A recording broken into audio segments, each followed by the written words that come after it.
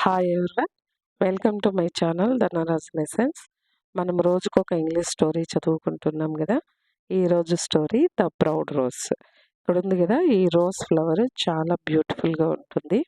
ఈ పక్కనున్న చెట్టు వచ్చి క్యాక్టస్ అనమాట. అంటే దీని ఆకులు చాలా మందంగా ఉంటుంది. ఇది ఎడారి మొక్క, నీళ్ళు లేకపోయినా జీవించగలదు. ఈ బ్యూటిఫుల్ రోజ్ క్యాక్టస్ గురించి ఏమనుకుంటుంది, చివరికి ఏమవుతుందో మనం ఈ స్టోరీలో తెలుసుకుంటాం. ఓకేనా? నెక్స్ట్ మనం స్టోరీలోకి వెళ్దాం. Once upon a time there was a beautiful rose plant in a garden.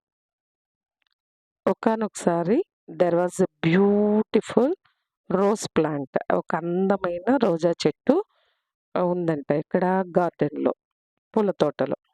A rose flower on the plant was proud of its beauty. ఆ ప్లాంట్లో రోజ్ ఫ్లవర్ వచ్చింది కదా, దానికి చాలా ప్రౌడ్, గర్వం అనమాట. ఎందుకు అంటే ఇట్స్ బ్యూటీ, తన అందాన్ని చూసి అది చాలా గర్వపడేది ఆ రోజ్ ఫ్లవర్. హవెవర్, అయితే ఇట్ వాజ్ డిసప్పాయింటెడ్ అంటే నిరాశ చెందిందంట. దేనికి? That it was growing next to an ugly cactus. Next అంటే దీని పక్కనే, అంటే రోజ్ ఫ్లవర్ పక్కనే అగ్లీ క్యాక్టస్ అంటే అప్పుడే చూపించాను కదా, ఎడారి మొక్క. అది అగ్లీగా ఉందంట, అంటే అందం లేకుండా, అందవిహీనంగా ఉండే క్యాక్టస్ చెట్టు ఈ రోజ్ ఫ్లవర్ పక్కన ఉండేదానికి ఇది డిసప్పాయింట్ అయ్యిందంట. ఎవరు? Rose flower.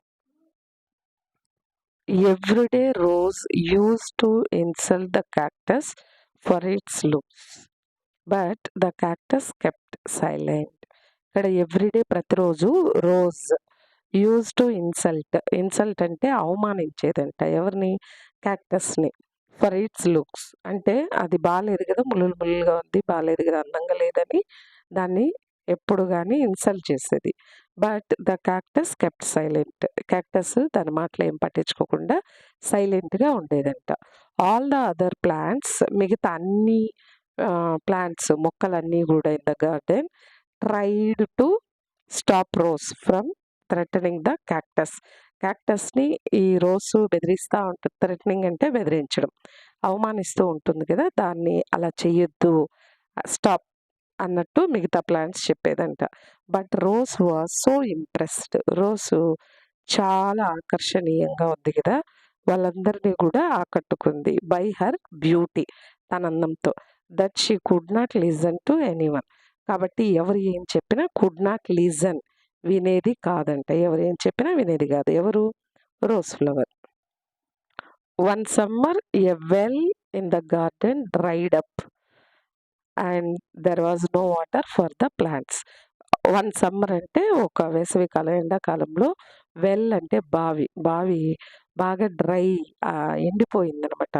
And there was no water for the plants, మొక్కలకి ఇప్పుడు నీళ్లు లేవు. The rose slowly began to wither. Rose saw a sparrow dipping its beak into the cactus for some water. The rose slowly began to weather. Weather అంటే వాడిపోతూ ఉందన్నమాట slowly. Rose saw a sparrow అంటే పిచ్చుక. Dipping it's బీక్, తన ముక్కుని cactus లోపలికి గుచ్చి నీళ్ళు తాగుతూ ఉంటుంది, some water.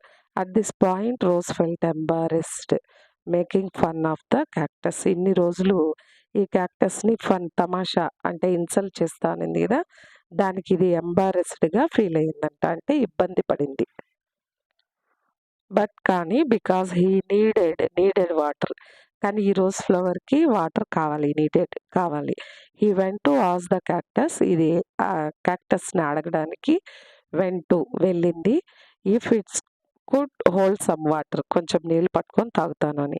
The kind hearted cactus agreed, ఇప్పుడు ఆ క్యాక్టస్ ఒప్పుకునింది. And they both met as friends over the summer. ఆ సమ్మర్ మొత్తం వాళ్ళిద్దరూ మంచి ఫ్రెండ్స్గా ఉన్నారంట. మోరల్ ఆఫ్ ద స్టోరీ ఏమి అంటే, never judge some one by the way they look. అంటే ఒక వస్తువు యొక్క, మనిషి యొక్క రూపం చూసి దాన్ని విలువ కట్టకూడదు అని, దాన్ని విలువని అంచనా వేయకూడదు అనేది దీని అర్థం. మీకు ఈ స్టోరీ నచ్చుంటే లైక్ చేయండి. ఓకేనా? Thank you.